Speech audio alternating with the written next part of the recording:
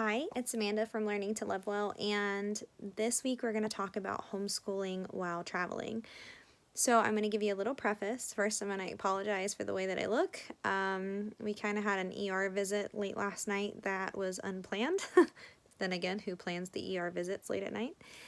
Number two, I am in PJs filming this because we are on a week of catch up. We had to go out of town for a family emergency last week, and that is actually what is prompting today's video.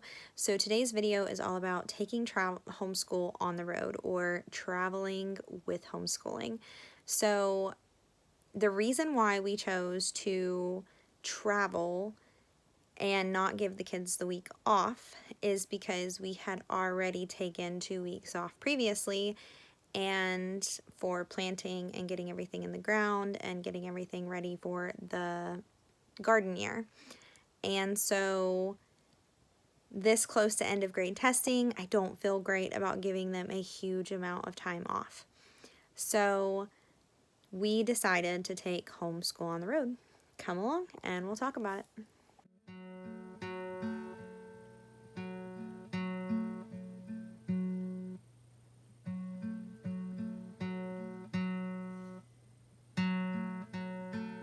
Homeschooling while traveling can be kind of an ordeal. So we decided, I was praying about it, and we decided to take a more core subject focused homeschool. So we did take health, and we took a couple of our readers, and we took core subjects. Think math, language arts, and that is what we took on the actual trip with us. Now, I know we could have taken all of our subjects, but we have 3 school-age kids and a tiny tot, and we were only leaving for a total of 5 days. And we had about a 13-hour drive there and a 13-hour drive back, and I didn't think that we were going to be doing a whole lot of homeschooling in the car. However, we did get to see a ton of things. So we got to drive through Ohio, Amish country, and it was super cool.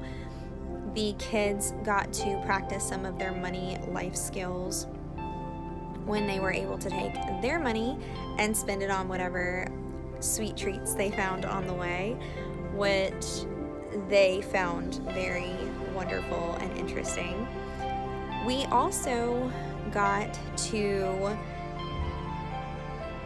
see the sights. My kids got to travel through the mountains, although on the way there they slept through most of it because we traveled through the night, but on the way back they did get to see a lot more. We were able to stop in West Virginia and eat at a little mom and pop shop, which was super nice that the kids were able to have a little bit different of an environment because we live in North Carolina.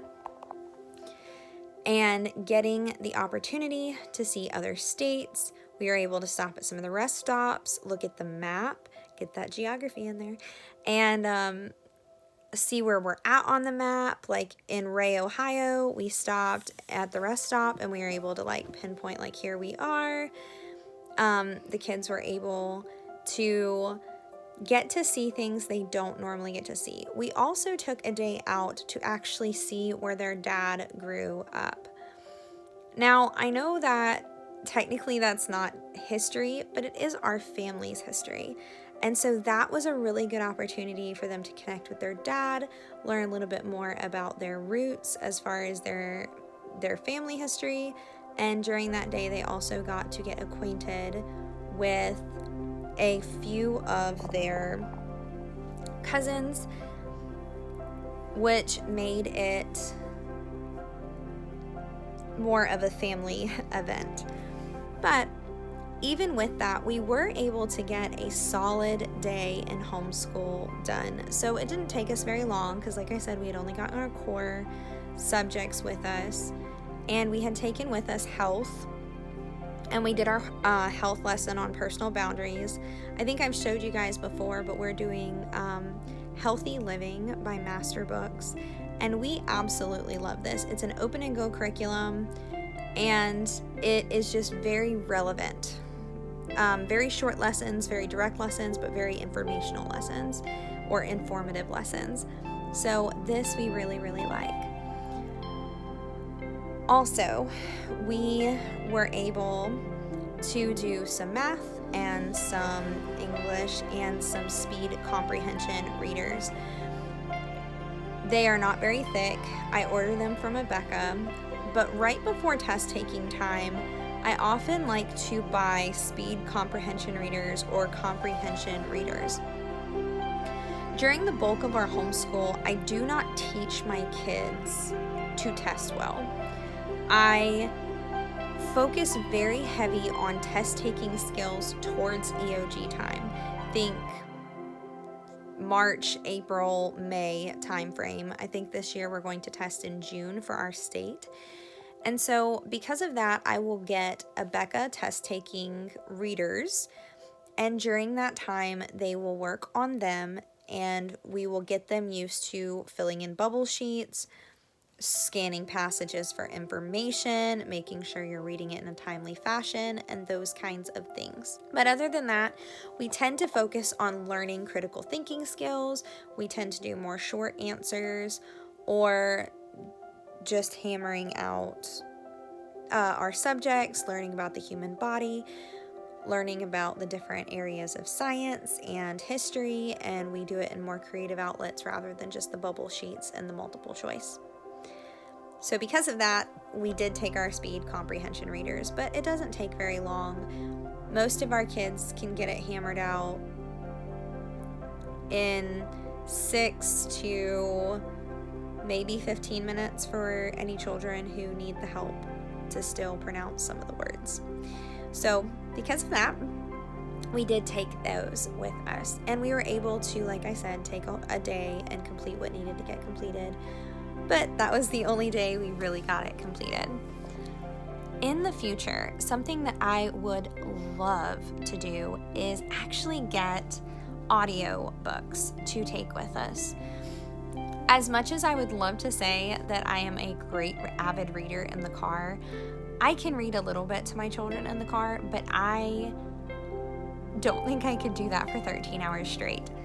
And so because of that, I think the next time, if we ever have to travel, especially during a homeschool week where we're not taking the whole week off, I think it would be really nice to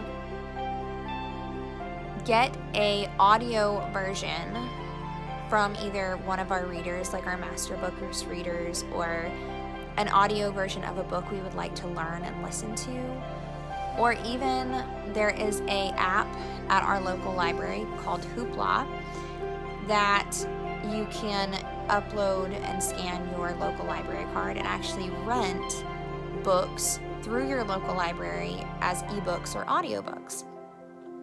And I think that that would be a great help for the future to make homeschool a little bit more accessible if we're on the go and in the car, rather than just taking our notebooks with us and all of our curriculums, because that can be quite a lot of books. And if I'm sitting in the front seat, it's really hard to help the kids in the back seat.